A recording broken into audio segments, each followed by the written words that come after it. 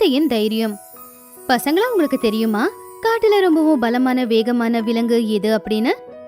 அதுதான் சிறுத்தை. இன்னைக்கு நாம பார்க்க போற கதையும் அந்த மாதிரி பலசாலியான ஒரு சிறுத்தை பத்தி தான். ஒரு அடர்ந்த காட்டுல ஜுமுரு அப்படிங்கிற சிறுத்தை அதோட புள்ள கூட வாழ்ந்துகிட்டு இருந்துச்சு. அந்த காட்டுல நிறைய விலங்குகளும் பறவைகளும் கூட சந்தோஷமா வாழ்க்கைய வாழ்ந்துகிட்டு இருந்துச்சு. ஜுமுரு சிறுத்தைக்கு திமிரு ரொம்ப அதிகம். காட்டிலேயே ரொம்பவும் பலசாலியான வேகமான விலங்கு அதுதான் அப்படின்னு அது நினைச்சுக்கிட்டு இருந்துச்சு. அப்போ ஒரு நாள், காட்டுவாசிங்களா, என்ன நடக்குது? ஒன்னுல சிறுத்தை பக்கத்துல உட்காந்து பேசிக்கிட்டே இருந்தோம். அதுக்குள்ள அங்க ஒரு மான் வேகமா ஓடி வந்துச்சு. என்னாச்சு மானே, இவ்வளவு வேகமா எங்க ஓடிக்கிட்டே வர நீ? அது அது அது வந்து முதல்ல நல்லபடியா மூச்சை வாங்கு, அதுக்கப்புறம் என்னாச்சுன்னு சொல்லு. உடனே மான் தண்ணி குடிச்சது. இப்ப சொல்லுங்க, என்ன ஆச்சுன்னு சொல்லுங்க. நம்ம காட்டுல ஏதோ சலசலப்பு இருக்கு. எனக்கு தெரிஞ்சு ஒரு பெரிய ஆபத்து வரப்போகுது. அது கேட்ட எல்லா விலங்குகளும் பயந்துட்டாங்க. என்னது ஆபத்தா? என்ன சலசலப்பு? என்ன ஆபத்து? நான் காட்டுக்குள்ள சுத்திக்கிட்டு இருந்தேனா, அப்ப காட்டுக்கு வெளியில பயங்கரமான விலங்குகள் எல்லாமே நின்னுக்கிட்டு இருந்துச்சு. அதுல ஓநாய், நரி, சிங்கம், அவங்கள மாதிரி இன்னும் நிறைய விலங்குகள் நின்னுக்கிட்டு இருந்துச்சு. அவங்க நம்ம காட்டுக்கு வெளியே இருக்கிற பகுதியில தான் சுத்திக்கிட்டு இருக்காங்க. ஐயோ, ஆபத்தான மிருகமா? இது பெரிய பிரச்சனை தான். அந்த விலங்கு நம்ம காட்டுக்கு வந்துருச்சுன்னா அது நம்ம எல்லாரையும் கொண்டு போடுறோம். ஏன் நல்ல நேரம் அவங்க பார்வை எம்எல்ஏ விழல. பாத்துருங்க, அவங்க எல்லாரும் சேர்ந்து என்ன அடிச்சு கொண்டு சாப்பிட்டுருப்பாங்க. ஆமா, அந்த விலங்கு இங்க எப்படி வந்துச்சு? இந்த காட்டுல ஆபத்தான மிருகங்கள் இல்லவே இல்லையே. எல்லாரும் ரொம்ப பயப்பட ஆரம்பிச்சாங்க. இப்போ நம்ம அவங்களை எப்படி தடுக்கிறது? நான் இப்பவே சொல்றேன், நீங்க என்ன இந்த காட்டு ராஜாவா பண்ணுங்க. நான் வாக்கு கொடுக்குறேன், நான் இந்த காட்டு மக்களுக்கு ஒண்ணுமே ஆகாத மாதிரி நான் பாத்துக்கிறேன். ஐயோ, நீங்க எங்களோட பலசாலியா இருக்கலாம், ஆனா ஞாபகம் இருக்குல்ல, ஒரு வாட்டி சூறாவளி வந்துச்சு, எல்லாருமே அங்கன்னு செதறி கிடந்தாங்க. ஆனா நீங்க உங்களையும் உங்க குடும்பத்தை மட்டும்தான் காப்பாத்துனீங்க. ராஜா அப்படி பண்ணலாமா சொல்லுங்க? சரியா சொன்ன பாலு. சிறுத்தையா இருந்து எப்பவுமே தன்னவங்களை காப்பாத்தி ஆகணும், தெரியுமா? பிரச்சனை வந்தா திரும்பி ஓடக்கூடாது. உன்ன மாதிரி இல்ல, கஷ்டம் வந்தா நீங்க உங்களை பத்தி தான் யோசிப்பீங்க. யானை என்ன அன்னைக்கு தப்பாயிடுச்சு. நான் இப்ப சொல்றேன்ல, இதுக்கப்புறம் அப்படி நான் பண்ணவே மாட்டேன். இல்ல சிறுத்தை, நாங்க உங்களை நம்பவே மாட்டோம். இந்த காட்டுக்கு நீ ராஜா ஆகவே முடியாது. காட்டுவாசிகளே, வெளியே ரொம்ப ஆபத்தான மிருகங்கள்லாம் இருக்கு. யாருமே வெளியே போகவே கூடாது, சரியா? எல்லாருமே அவங்க வீட்டில் இருங்க. அப்படி சொல்லி எல்லாரும் அங்க இருந்து போயிட்டாங்க. சிறுத்தை பல வருஷமா அந்த காட்டுக்கு ராஜாவா ஆகிறதுக்கு முயற்சி பண்ணிக்கிட்டு இருந்துச்சு. ஆனா யாருமே சிறுத்தைய ராஜாவா ஏத்துக்கவே இல்ல. முத தடவையா அந்த காட்டுக்கு வெளியில பயங்கரமான மிருகங்க சுத்திக்கிட்டு இருந்துச்சு. கொஞ்ச நாளுக்கு அப்புறமா அந்த விலங்குகள் கூட்டம் நேரா காட்டுக்குள்ளேயே வந்துடுச்சு. அடிங்கப்ப, இங்க எவ்வளோ வீடெல்லாம் இருக்குது. எனக்கு தெரிஞ்சு இங்க நல்ல சாப்பாடு கிடைக்கும் போலியே. சரியா சொன்ன ஓநாய், நாம தினமும் எங்கேயும் போக தேவையே இல்லை போல. எல்லாமே இங்க கிடைச்சிரும். அப்ப வாங்க போய் இப்பவே வேட்டையாடலாம். காட்டு சேர்ந்த விலங்குகள் எல்லாருமே அந்த விலங்குகளை பார்த்து அவங்கவுங்க வீட்டுக்குள்ள போய் ஒளிஞ்சுக்கிட்டாங்க. எல்லா விலங்குகளும் அந்த காட்டுக்குள்ளேயே சுத்திக்கிட்டு இருந்துச்சுங்க. பாவம், மானோட வீட்டுக்கு கதவு இல்லை அப்படிங்கறதுனால அது பயந்து போய் உக்காந்துக்கிட்டு இருந்துச்சு. அந்த விலங்குகளோட கர்ஜன சத்தம் அந்த காட்டுக்குள்ள எதிரொலிச்சுக்கிட்டு இருந்துச்சு. இந்த விலங்குகள் எல்லாம் எங்க இருந்து வந்துச்சுங்க? என் வீட்டுக்கு கதவு வேற இல்ல. அதுங்க என்ன பார்த்துச்சுன்னா அப்புறம் என்ன கொன்னு போட்டுருங்க. அப்படி சொல்லி மான் ரொம்ப பயந்துகிட்டு இருந்துச்சு. அப்பதான் அதோட வீட்டுக்குள்ள சிங்கம் வந்துச்சு. ஒரு நல்ல வேட்டை கிடைச்சிருக்கு. நண்பர்களே, இன்னைக்கு வேட்டை கிடைச்சிருச்சு. வாங்க இந்த மானை சாப்பிடலாம். அட கடவுளே, மான அவங்க எல்லாரும் தூக்கிக்கிட்டு போயிட்டாங்க போல.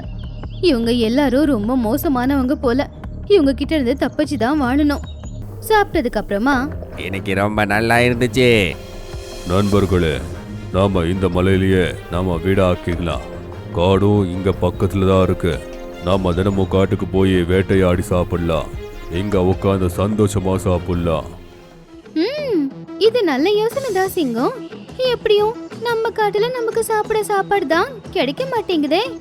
அப்படி சிங்கமும் அதோட கூட்டமும் அந்த மலையை அவங்க வீடா மாத்திக்கிட்டாங்க.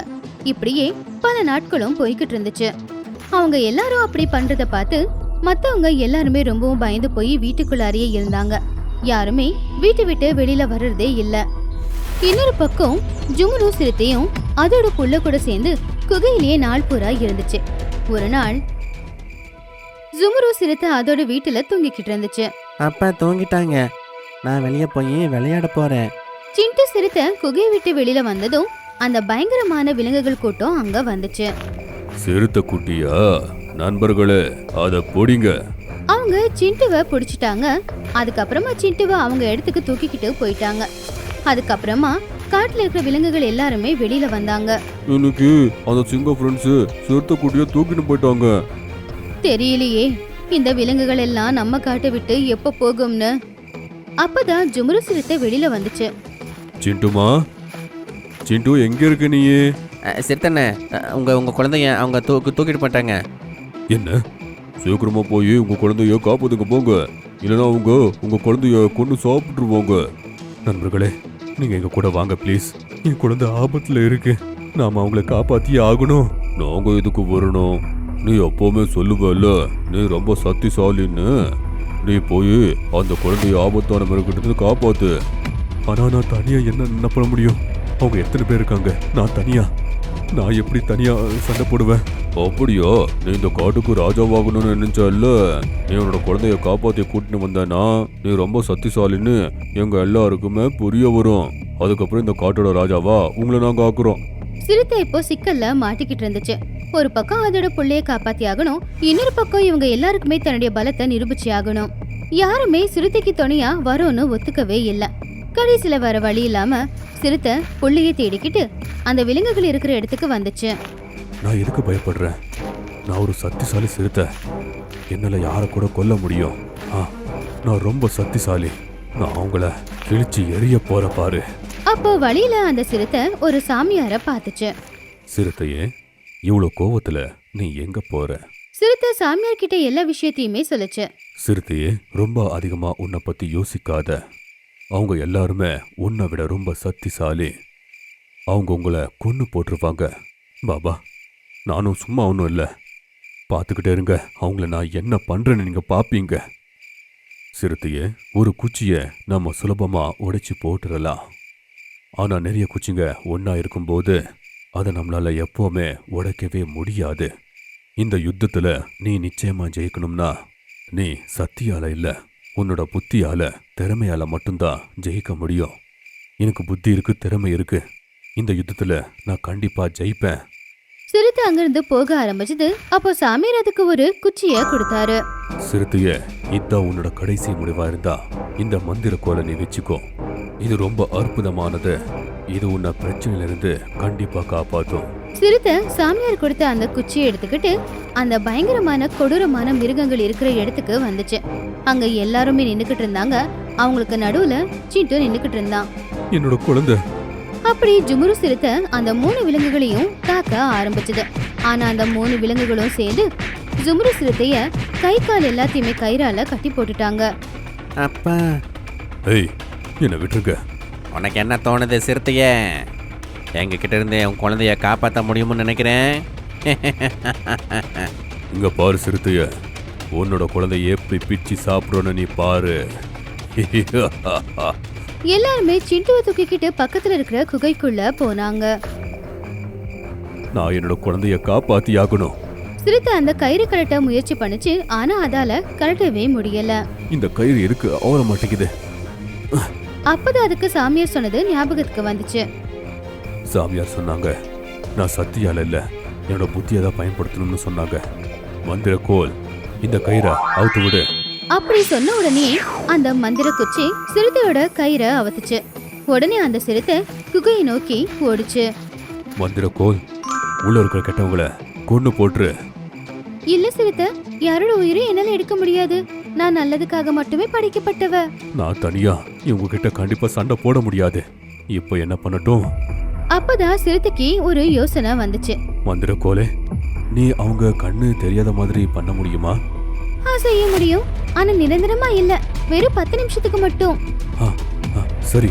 அப்படி அந்த மந்திர குச்சியால உள்ள இருக்கிற பயங்கரமான விலங்குகளுக்கு கொஞ்ச நேரம் பார்வை தெரியாம போயிடுச்சு. உடனே சிறுத்தை குகைக்குள்ள போய் அதோட குழந்தைய கூட்டிக்கிட்டு குகையை விட்டு வெளியில வந்துருச்சு. ஆனா உடனே சிங்கத்துக்கு அதோட பார்வை திரும்ப வந்துருச்சு. அது சிறுத்தைக்கு முன்னாடி போய் நின்னுச்சு. ஓடி எங்க போற சிறுத்தையே? அப்படி சிறுத்தைக்கும் சிங்கத்துக்கும் சண்டை நடந்துச்சு. சிங்கம் சிறுத்தைய பயங்கரமா காயப்படுத்திருச்சு. நீ என்ன ஒண்ணுமே பண்ண முடியாது. அப்ப சிறுத்தை அங்க இந்த மண்ணை எடுத்து சிங்கத்தோட கண்ணுல போட்டுருச்சு. ஆ, எனக்கு ஒண்ணுமே தெரிய மாட்டேங்குது. அப்போ சிறுத்தை உடனே சிங்கத்தை தாக்கி அதுக்கப்புறமா குழந்தைய கூப்பிட்டுக்கிட்டு காட்டுக்குள்ள போச்சு. நீ நிரூபிச்சிட்ட. நாங்க சொன்னதை பண்ணி நீ ரொம்ப சக்திசாலின்னு எல்லாரும் முன்னாடி நீ நிரூபிச்சிட்ட. இனிமே நீதான் எங்க எல்லாருக்குமே ராஜா. இப்படி சிறுத்தை அதோட புத்திசாலித்தனத்தையும் பலத்தையும் பயன்படுத்தி அந்த காட்டுக்கு ராஜாவாயிடுச்சு. அதுக்கப்புறமா சிறுத்தை அந்த காட்டுக்கு ராஜாவா மாறி காட்டுல இருக்கிற விலங்குகள் எல்லாரையும் நல்லபடியா பாத்துக்குச்சு. காட்டுல இருக்கிற விலங்குகளும் ரொம்ப சந்தோஷமா இருந்தாங்க.